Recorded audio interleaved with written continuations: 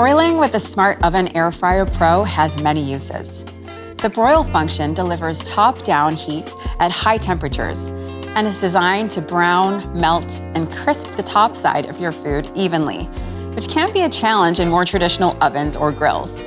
It's excellent for cooking various cuts of meat, poultry, fish, sausages, and vegetables, as well as open sandwiches.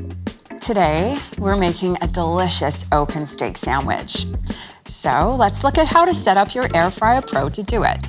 First, insert the wire rack to position 1 or 2, depending on the thickness of the steak. Use position 1 for thinner meat and 2 for thicker cuts. Drop the broiling rack into the pan and place your steak in the center so that the Element IQ system can move heat around the steak evenly for optimal results.